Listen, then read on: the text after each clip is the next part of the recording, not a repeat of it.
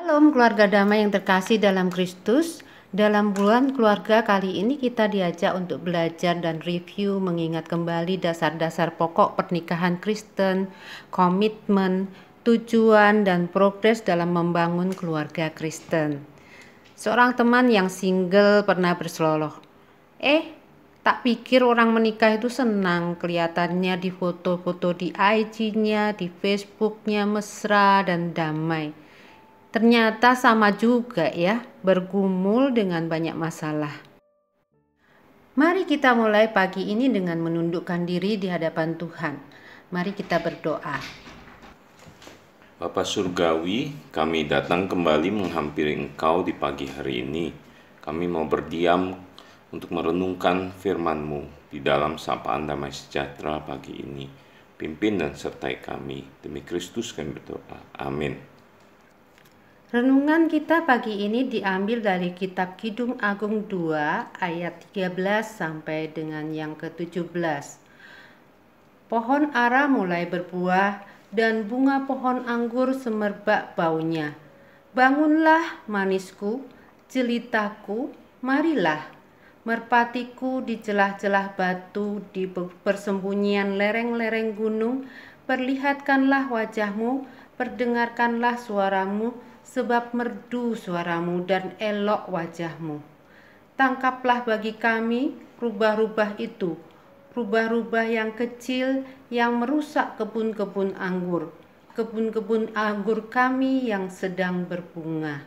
Kekasihku kepunyaanku dan aku kepunyaan dia, yang mengembalakan domba di tengah-tengah bunga bakung.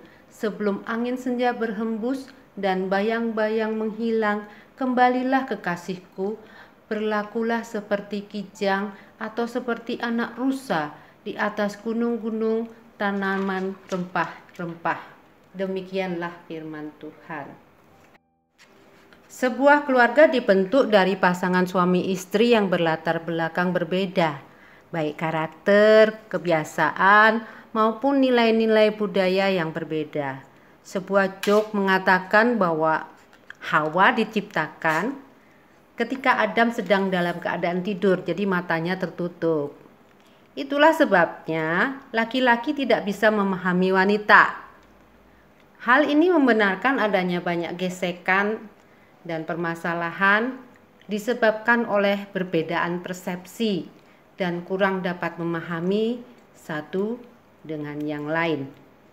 Seperti rubah-rubah kecil yang merusak kebun anggur, demikianlah masalah-masalah dalam keluarga kami. Apabila didiamkan dan tidak diselesaikan, nampaknya rubah-rubah itu dapat merusakkan kebun anggur atau rumah tangga. Di keluarga kami, rubah itu bentuknya seperti apa? Dia adalah ego, sikap yang tidak mau mengampuni, sikap yang mau menang sendiri, masalah keuangan, masalah kesehatan, dan masalah komunikasi.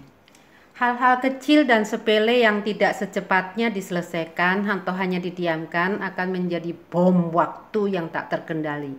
Rasa kecewa, kesalahan yang tidak diungkapkan dengan saat dan cara yang tepat menimbulkan luka batin, kepahitan, kelelahan dalam menjalankan kehidupan rumah tangga. Apalagi kalau suami atau istri tidak peka akan kekecewaan pasangannya. Masing-masing mempertahankan latar belakang dan konsep-konsep lama. Masing-masing berusaha mengubah pasangannya menjadi sesuai yang diinginkannya. Saudara dan saudariku yang dikasihi Tuhan, di dalam kitab Kejadian, Adam merasa tidak lengkap ketika ia mulai menamai binatang-binatang. Dan dia tidak menjumpai seorang penolong yang sepadan dengan dirinya. Sesungguhnya secara logika seharusnya ditambah. Namun Allah ternyata justru mengambil atau mengurangkan sebagian dari dirinya. Lalu Allah membentuk perempuan, sehingga Adam mendapatkan penolong yang sepadan dengan dirinya. Adam dibelah atau dikurangkan, tetapi Adam menjadi malah utuh. Hal ini menggambarkan sebuah analogi yang tepat tentang konsep pernikahan. Seorang laki-laki dan perempuan saling perlu satu dengan yang lain, tetapi juga saling berkorban dan dikurangkan. Tidak ada perempuan yang muncul kalau tidak diambil dari sebagian tubuh laki-laki, dan tidak ada laki-laki yang menjadi utuh untuk mendapat berkat dari Tuhan, kecuali dia rela diambil bagian tubuhnya. Dia rela dikosongkan oleh Tuhan.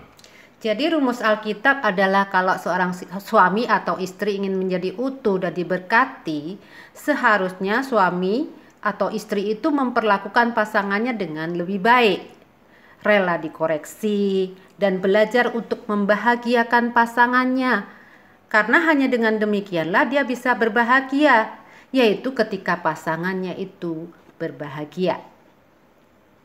Jadi kalau diumpamakan sebuah pernikahan itu adalah sebuah bengkel, sebuah tempat untuk saling memperbaiki diri, untuk menjadi pasangan yang lebih baik, saling menopang dan saling menguatkan. Sewajarnya lah kita melihat suami istri itu sebagai sesama manusia yang masuk ke bengkel, yang butuh dibersihkan, dibenahi, di-tune up, ganti oli, dibetulkan yang penyok-penyoknya itu, yang miring dan yang tidak pas. Kalau ada bagian yang tidak pas atau tidak berfungsi, marilah bersama dicari masalahnya dan diperbaiki. Sebagai suami istri, kita sering LDR ya, jarak jauh. Tetapi ketika masa pandemi kemarin kita dipaksa untuk dekat, dan Tuhan memasukkan kami ke dalam bengkel yang baik. Kami dikejutkan dengan banyak hal yang selama ini kita diamkan saja. Mengapa? Karena kami enggan untuk bertengkar atau berbeda pendapat. Menjadi sebuah wadah untuk saling membentuk masalah yang dibicarakan bersama, itu membuat pasangan jadi mengerti mengapa memutuskan ini atau itu. Ya, ketika di masa pandemi, relasi menjadi begitu dekat, bahkan sering konslet, bukan Bapak Ibu yang terkasih? Banyak hal yang membuat kita dapat melihat menjadi lebih dekat. Banyak hal yang membuat kita saling bersenggolan, bersinggungan, bergesekan satu dengan yang lain. Terlebih ketika masa pandemi, persoalan dan permasalahan yang begitu menekan, baik itu masalah sosial, komunikasi dengan rekan-rekan yang lain, masalah ekonomi, masalah pekerjaan, dan masalah-masalah lain yang beribu-ribu ragam. Di tengah situasi dan kondisi yang penuh dengan masalah itulah menjadikan relasi yang begitu dekat dan sering konslet. Namun, di saat-saat seperti itulah pernikahan atau keluarga adalah sebuah bengkel untuk kami atau kita melihat kepada diri kita, memperbaiki diri kita, diubahkan, dibentuk, diasah, ditempa oleh Tuhan sendiri melalui pasangan kita. Jadi jangan percaya dengan showroom ataupun postingan-postingan yang ada di Facebook atau IG, karena semuanya itu hanyalah yang ditampilkan di showroom. Tetapi sesungguhnya yang lebih penting di dalam keluarga adalah kita saling memperbaiki satu dengan yang lain di dalam bengkelnya Tuhan. Kiranya Tuhan memberkati. Mari kita berdoa lagi. Bapa di surga, terima kasih kalau pada pagi hari ini kita boleh melihat pasangan kami, keluarga kami sebagai sarana yang dipakai Tuhan untuk membentuk karakter kehidupan kami. Tolong kami ya Tuhan menghargai bentukan dari Tuhan ini, sehingga kami boleh saling menghargai satu dengan yang lain, berusaha membahagiakan satu dengan yang lain, tidak memikirkan kepentingan diri kami sendiri dan mencari kehendak Tuhan bersama-sama di dalam keluarga kami. Terima kasih ya Tuhan, hanya di dalam nama Yesus Kristus kami berdoa dan mengucap syukur. Amin.